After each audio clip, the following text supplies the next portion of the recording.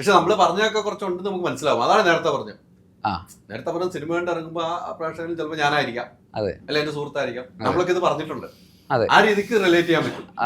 ഈ പറയുന്ന മാത്രമല്ല, പല കാര്യങ്ങളും എല്ലാം റിലേറ്റ് ചെയ്യാൻ പറ്റുന്ന കാര്യങ്ങളൊക്കെ തന്നെയാണ്. സ്ത്രീധനമായിട്ട് ബന്ധപ്പെട്ടിട്ടുള്ളത് നമുക്ക് നമ്മുടെ കുടുംബത്തിൽ നമുക്ക് റിലേറ്റീവ്സോ അല്ലെങ്കിൽ സുഹൃത്തുക്കൾക്കൊക്കെ ഇടയിലുണ്ടാകുന്ന പ്രശ്നങ്ങളും അതുമായിട്ടൊക്കെ നമ്മൾ കാണുന്നതും പത്രങ്ങളിൽ വായിക്കുകയൊക്കെ ചെയ്യുന്നതാണല്ലോ.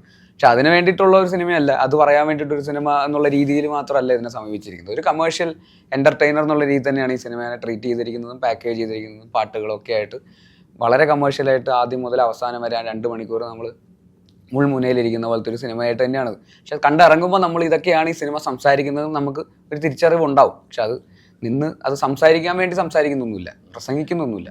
അതെ, നമ്മൾ ഇറങ്ങുമ്പോൾ ഇപ്പോൾ പറഞ്ഞാൽ അവർ പോലും ഇറങ്ങുമ്പോൾ നമ്മൾ ഇത് സംസാരിക്കേണ്ട വിഷയമാണ് നമുക്കും തോന്നും, സംസാരിക്കപ്പെടേണ്ടതാണ് നമുക്ക് പറയാൻ പറ്റും, തോന്നും. ഉറപ്പായിട്ടും അത്തരം ഒരു സിനിമയ്ക്ക് ഒരു വിജയമുണ്ട്. അതെ, തീർച്ചയായിട്ടും അങ്ങനെ സിനിമകൾക്ക് വിജയമുണ്ട്. ആ വിജയത്തിലേക്ക് പോകുന്ന കാലഘട്ടങ്ങളിലാണ് അത്തരം സിനിമകൾ. വിജയം എങ്ങനെയാണ് ഈ കഥ കേട്ട് കഴിഞ്ഞപ്പം ഈ സിനിമയിലേക്ക് വരുന്നത്, ഈ കഥയുമായിട്ട്? എന്നെ ഇതിൻ്റെ പ്രൊജക്ട് ഡിസൈനർ രഞ്ജിത്തേട്ടനാണ് വിളിച്ചത്. ഇങ്ങനെ ഒരു കഥയുണ്ട് വന്ന് കേൾക്കും എന്ന് പറഞ്ഞു. അങ്ങനെ ഞാൻ ജ്യോതിഷേട്ടൻ കഥ നറേറ്റ് ചെയ്യാണ് ചെയ്തത്. അപ്പോൾ കഥ കേട്ടപ്പോൾ നല്ല രസമുണ്ട്. അപ്പോൾ 4-5 ചെറുപ്പക്കാർ ഞാൻ വായിച്ചിട്ടില്ല. അതിനുശേഷം 4-5 ചെറുപ്പക്കാരും കൂടി വായിച്ചിട്ട് എന്താണെന്നുള്ളത് പറയൂ എന്ന് പറഞ്ഞു. വായിച്ചു കഴിഞ്ഞപ്പോൾ രസമുണ്ട്. ഇപ്പോൾ ബേസിൽ പറഞ്ഞ പോലെ ഇത് പൊന്നുമായിട്ട് ബന്ധപ്പെട്ട കഥയാണ്. ഒരു പൊന്ന് കുറേ അധികം ബന്ധങ്ങളിലല്ലേ, ഒരു സമൂഹത്തിൽ കുറേ പേർക്കിടയിൽ ഉണ്ടാക്കുന്ന പ്രശ്നങ്ങളാണ്.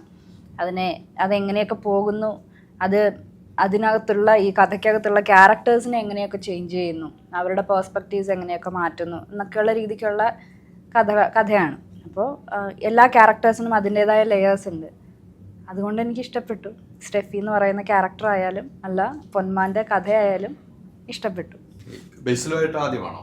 അതെ, നിങ്ങൾ ഒന്നിക്കുന്ന സിനിമ ആദ്യമല്ലേ? അതെ, ഇതിലുള്ള സജിന്റെ കൂടെയും ബേസിലിന്റെ കൂടെയും ഞാൻ വർക്ക് ചെയ്തിട്ടില്ല. ഇതിലുള്ള ആരുടെ കൂടെയും അങ്ങനെ വർക്ക് ചെയ്തിട്ടില്ല, ഫസ്റ്റ് ടൈം.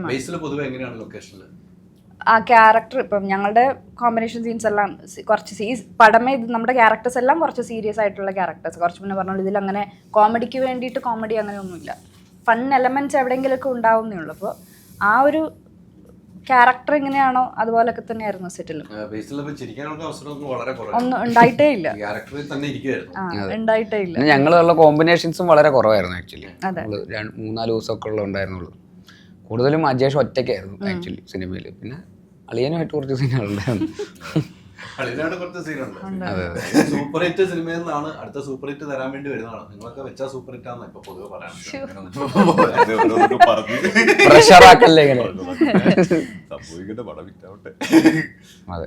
ഇതിലെ കഥാപാത്രം നിങ്ങൾ സുഹൃത്തുക്കളാണ്, അളിയന്മാരാണോ, എങ്ങനെ മച്ചമ്മിയാറാണോ, എങ്ങനെയാണ് കഥാപാത്രം പോകുന്നത്? അങ്ങനെ അത് പറയാൻ പറ്റുന്ന അവസ്ഥയിലാണ് നിൽക്കുന്നത്. കാരണം വെച്ച് കഴിഞ്ഞാൽ പറഞ്ഞ എന്തെങ്കിലും സ്പോയിലറായി പോവുകയും ചെയ്യും.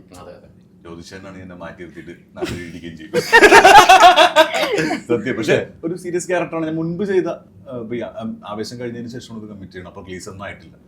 അപ്പോൾ അതിൽ നിന്ന് വ്യത്യസ്തമായിട്ടുള്ള ഒരു ക്യാരക്ടറാണ്. ഭയങ്കര ആർക്കുള്ള ഒരു ക്യാരക്ടറാണ്. ആവേശത്തിന് മുമ്പായിരുന്നു ഇത് കഥ കേൾക്കുന്നത്? ആവേശം ഷൂട്ട് കഴിഞ്ഞ് ഞാൻ വന്ന് കുറച്ച് നാളിവിടെ ഫ്രീ ആയിട്ടൊക്കെ നിൽക്കുന്ന സമയത്താണ് ഇത് ജ്യോതിഷേട്ടനെ വിളിച്ചിട്ട് ലിജോ പറഞ്ഞ പോലെ തന്നെ ജ്യോതിഷേട്ടൻ കഥ പറയുമ്പോഴാണ് ഞാൻ കേൾക്കുന്നത്. എനിക്ക് ഭയങ്കര ഇഷ്ടപ്പെട്ടു.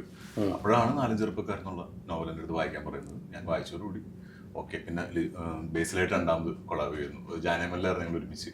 അതിനുശേഷം പിന്നെ കുറച്ച് നാൾ കഴിഞ്ഞതിന് ശേഷം ഈ പടത്തിൽ ലീഡ് ക്യാരക്ടർ ചെയ്യാൻ പറ്റി. ലിജോയെ ഞാൻ ഇവിടെ വെച്ചിട്ടാണ് സിനിമകൾ മാത്രം കണ്ടിട്ടുള്ളൂ. അതിനുശേഷം പരിചയപ്പെടുന്നതും ഒരുമിച്ച് അഭിനയിക്കുന്നതും ഇതിലാണ്. Ultra modern kitchen devices. ഒരു കിച്ചണിൽ വേണ്ട എല്ലാ ലേറ്റസ്റ്റ് ബ്രാൻഡുകളും ഇവിടെയുണ്ട്. ലോകോത്തര ബ്രാൻഡുകൾ, original products, wide range. MyG future.